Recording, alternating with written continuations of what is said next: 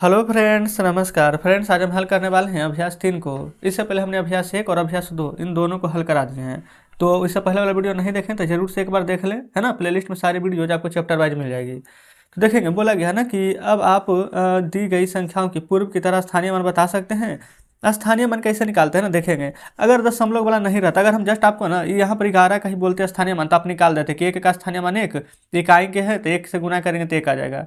फिर एक का स्थानीय मान गुना करेंगे, इकाई दहाई पर है तो 10 से गुना करेंगे तो 10 आ जाएगा। दूसरा तरीका क्या होता है, जिस 11 का ही निकालेंगे तो एक है, इसके बाद कोई अंक नहीं है तो एक, फिर इसका निकालेंगे तो एक, एक के बाद एक अंक है तो एक जीरो, है ना। आंसर तो सेम आएगा। लेकिन अब हमारा आ चुका है यहाँ पर दशमलव, कोई दिक्कत नहीं है ना। देखेंगे दशमलव वाला कैसे निकलता है। दशमलव के बाद वाला संख्या कुछ भूल जाइए, पहले वाला देखेंगे। पहले क्या है, एक।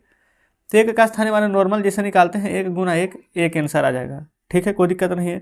अब यहाँ पर प्रॉब्लम आता है दशमलव है, तो दशमलव देखेंगे ना, दशमलव के एक अंक बाद है ना।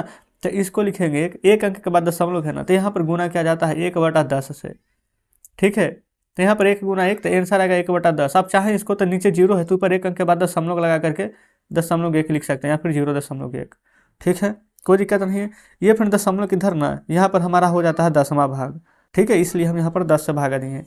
जैसे कि अब यहाँ पर समझेंगे, अगर एक प्रश्न समझ में नहीं भी आता तो कोई दिक्कत नहीं, बहुत सारे प्रश्न इसमें दिए गए हैं।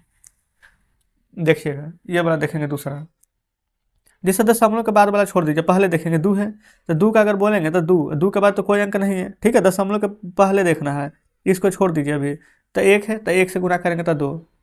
5 इकाई के बाद दहाई पर है, तो 5 गुना 10 से गुना करेंगे तो आ जाएगा हमारे यहाँ पर 50। कोई डाउट नहीं है। लेकिन फिर से हमारा 10वां भाग है दशमलव के इधर, तो लिखेंगे 3 गुना 1/10, तो 3/10 आ जाएगा। नीचे एक जीरो है तो ऊपर एक अंक के बाद दशमलव देंगे तो लिखा जाएंगे 0.3। ऐसे ही बनेगा। तीसरा देखेंगे, अगर यहाँ पर आप देखेंगे, यहीं से शुरू कीजिए, चलिए ना, यहीं से शुरू करेंगे। दशमलव के बाद एक दो अंक है, यानी 10वां की जगह पर 100वां भाग है ना, तो आप यहाँ पर इस प्रकार से लिखेंगे 4 गुने 1/100। तो 4 में 1 से गुना करेंगे तो 4 और नीचे 100। नीचे दो जीरो है तो ऊपर दो अंक के बाद दशमलव देंगे, तो एक तो 4 और एक जीरो दशमलव, आप चाहें तो आगे जीरो दे सकते हैं। 3 का निकालेंगे तो 3 गुने, देखेंगे दशमलव के बाद एक अंक है यानी 10वां भाग है तो 10, तो हो जाएगा 3/10। नीचे एक जीरो है तो ऊपर एक अंक के बाद दशमलव देंगे तो 0.03।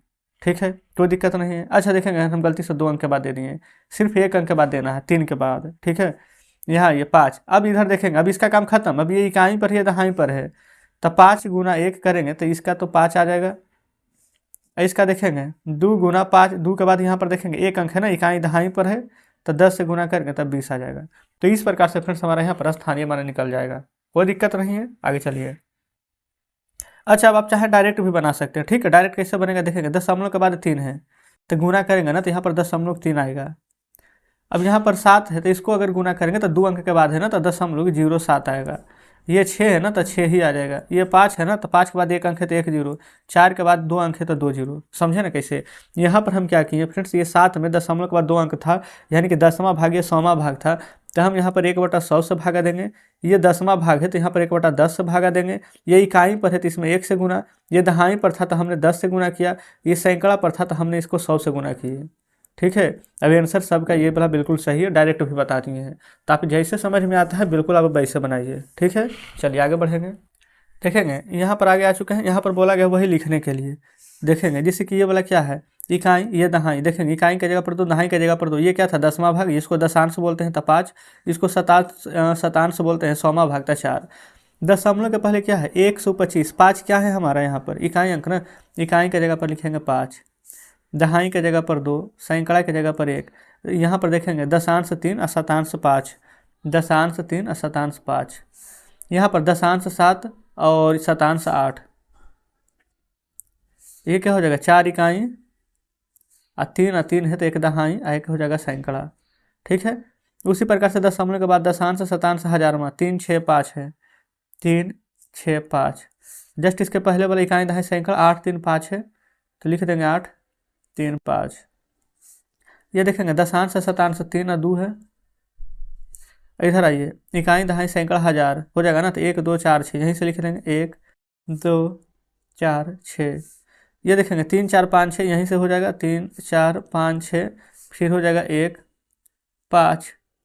यहाँ पर देखेंगे ना तो 1 5 4 3 दिया गया है, लेकिन अटेगा कहाँ, 1 5 4 ही तक है ना, यहाँ पर फ्रेंड्स अब आगे नहीं दिया गया। ठीक है, देखेंगे दशांश शतांश फिर 1000 फिर 10,000वां भाग भी देता लेकिन नहीं है, तो इसलिए हम 4 ही तक लिख देंगे।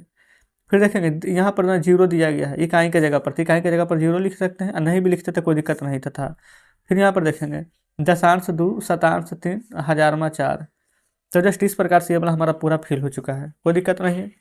आगे बढ़ेंगे, नीचे देखेंगे फ्रेंड्स तो यहाँ पर सभी पहले से ही बताया गया है, आपको कुछ भी बनाने की यहाँ पर आवश्यकता नहीं है। ठीक है, अब कल हम यहाँ पर अभ्यास 4 को हल करेंगे। तो कमेंट बॉक्स में जरूर से बताएंगे कि आज का सेशन आपको कैसा लगा। उम्मीद करते हैं कि सभी प्रश्न शानदार तरीके से समझे होंगे। कहीं पर कोई डाउट बचा हो, कोई प्रश्न समझ में नहीं आया हो, तो कमेंट बॉक्स में बताएंगे, है ना।